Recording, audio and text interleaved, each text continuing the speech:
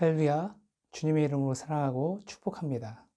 성도님들의 가정에 하나님의 은혜가 항상 넘치시길 축원드립니다.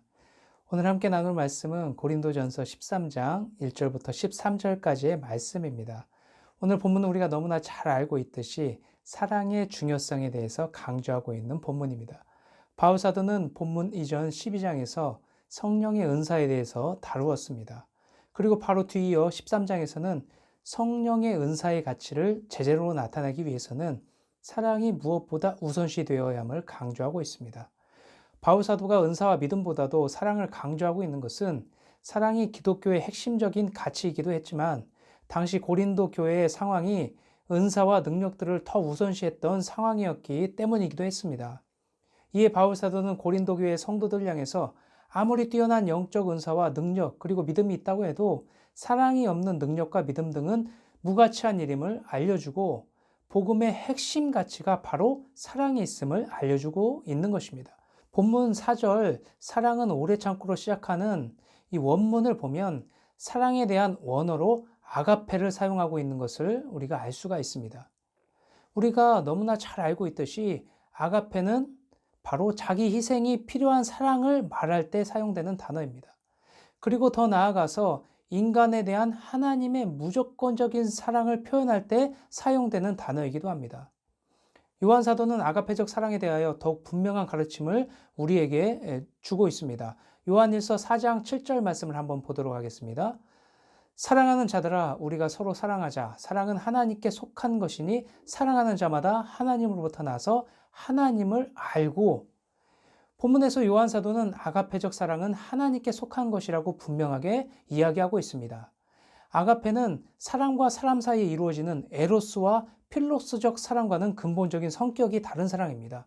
이 사랑은 하나님께 속한 신적 사랑입니다. 이런 측면에서 생각해 볼 때 바울이 요구하는 이 실천적인 아가페 사랑은 인간으로서는 행할 수 없는 불가능에 가까운 사랑인 것입니다. 그렇다면 우리는 절대로 이 사랑을 실천할 수 없게 되는 것일까요? 그렇지 않습니다. 우리가 회복되고 변화되면 우리는 그 사랑을 실천할 수 있게 됩니다. 바울 사도가 요구하는 아가페적 사랑을 실천하기 위한 방법을 묵상하면서 그 방법에 대해서 크게 두 가지로 정리를 해보았습니다. 먼저 첫 번째로 이 아가페 사랑을 실천하기 위해서는 정서적으로 건강한 영성으로 회복이 이루어져야 한다는 것입니다. 본문 3절부터 7절 말씀을 통해서 우리는 바울 사도가 말하는 사랑의 정의에 대한 중요한 특징을 발견할 수가 있습니다. 그것은 바로 이 실천적 사랑의 특징 대부분이 우리의 정서와 깊은 관계가 있다는 것입니다. 그래서 사전적 정서의 의미를 한번 찾아보았습니다. 이렇게 기록이 되어 있습니다. 사람의 마음에 일어나는 여러 가지 감정 또는 그 구체적인 양태를 규정하는 내면의 기질적인 요인, 이렇게 기록이 되어 있습니다. 이것을 토대로 바울이 이야기하는 오래 참음, 온유함, 시기, 교만 등 이 사랑의 특징들을 살펴보면 이 특징들이 하나같이 우리의 내면에서 일어나는 감정의 상태를 말하고 있는 것임을 알 수가 있습니다. 이런 측면에서 생각해 볼 때 정서가 건강하게 회복되지 않으면 바울 사도가 요구하는 사랑을 실천하기가 어렵다는 것은 우리는 분명하게 깨달을 수가 있습니다. 바울 사도는 본문 12절에서 이렇게 이야기합니다. 지금은 거울로 보는 것 같이 희미하지만 그때에는 얼굴과 얼굴을 대하여 볼 것이다. 당시 거울은 고린도 지역에서 생산되는 특산품이었습니다. 그러나 오늘날 우리가 사용하는 거울과는 달리 청동의 광을 낸 거울이었습니다. 즉 오늘날과 같이 잘 비치는 거울이 아니었다는 것이죠. 또한 얼굴과 얼굴을 대면한다는 것은 하나님과 얼굴을 대면한다는 것을 의미합니다. 물론 바울이 여기서 말하는 그때는 그리스도 재림의 때를 말하는 것입니다. 그러나 우리가 이 말씀을 현재 적용해서 종말론적 관점으로만 보지 않고 우리에게 주시는 메시지로 적용해 본다면 우리가 하나님을 인격적으로 만나는 때로 우리가 생각해 볼 수도 있습니다. 그런 의미로 다시 한번 해석해 본다면 우리가 하나님을 인격적으로 만나기 전에는 하나님의 존재에 대해서 희미하게 알았지만 하나님을 만나게 되면 하나님의 얼굴을 마주하는 것처럼 하나님과 친밀한 관계로 변할 수 있게 된다라는 것으로 해석해 볼 수가 있습니다. 그런데 여기서 우리가 한번 생각해 볼 문제가 있습니다. 우리 모두는 하나님을 인격적으로 만나게 되길 누구보다도 원하고 하나님과 친밀한 관계로, 깊은 관계로 발전되기를 바라고 원합니다. 그러나 문제는 우리의 바람과는 달리 그 과정이 매우 어렵다는 것입니다. 하나님을 만나고 체험하고 싶은데 무엇 때문인지 하나님을 인격적으로 깊이 만나는 경험을 하기가 쉽지 않다는 것입니다. 그렇다면 하나님은 소수의 택한 사람들에게만 자신을 계시하고 하나님의 일을 맡기시는 것일까요? 그렇지 않습니다. 하나님은 이미 오래전 예수 그리스도를 통해서 하나님을 만날 수 있는 방법을 우리에게 알려주셨습니다. 우리는 예수님의 산상설교를 통해서 하나님을 인식하고 체험하며 친밀한 관계로 나갈 수 있는 방법을 분명하게 깨달을 수가 있습니다. 마태복음 5장 8절의 말씀입니다. 마음이 깨끗한 자는 복이 있나니 저희가 하나님을 볼 것이요. 여기서 마음이 깨끗하다는 뜻의 카다로스라는 이 원어적 의미를 살펴보면 일반적인 의미로 순결과 정결을 뜻합니다. 그러나 더 깊은 의미로 해석해 보면 사이에 끼인 것이 없이 자유로운 상태라는 의미도 가지고 있습니다.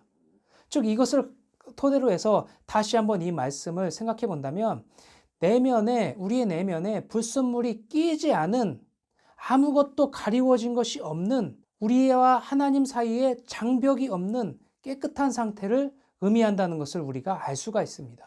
이 원어적 의미를 가지고 다시 한번 이 말씀을 해석해 본다면 우리의 내면에 불순물이 껴있고 우리가 무엇인가로 가리워져 있고 우리 앞에 장벽이 있다면 결코 하나님을 볼 수 없다는 것을 우리에게 알려주는 말씀이기도 합니다. 우리의 내면에 하나님의 관계를 방해하는 장애물, 상처, 죄의 문제, 죄책감 등이 있다면 하나님과 함께 하심을 느낄 수도 없고 친밀한 관계로 나아갈 수도 없습니다.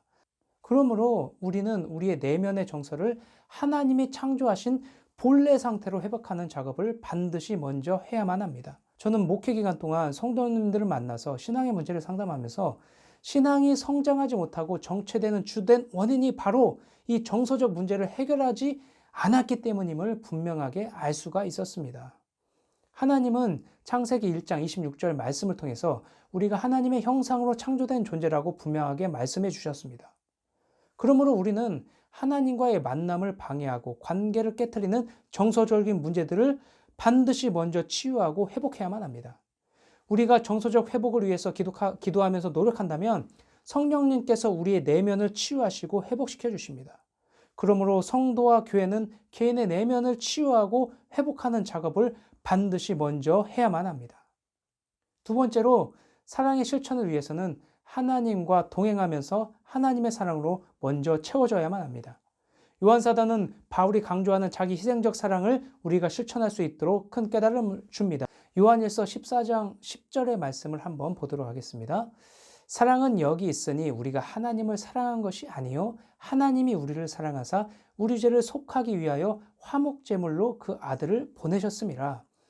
요한 사도는 하나님께서 우리를 사랑하신다는 근거로 예수 그리스도를 화목제물로 이 땅에 보내신 것을 말하고 있습니다. 하나님은 우리가 할 수 없는 불가능한 것을 요구하시는 분이 아닙니다. 하나님은 우리가 자기 희생적 결단을 할 수 있도록 이미 하나님께서 자기 희생적 사랑을 우리에게 실천하셨습니다. 바로 독생자 예수 그리스도를 화목제물로 우리에게 보내주신 것입니다. 그리고 예수 그리스도는 그런 하나님의 뜻에 기꺼이 순종해서 자신을 화목제물로 드리는 자기 희생의 본을 보여주셨습니다.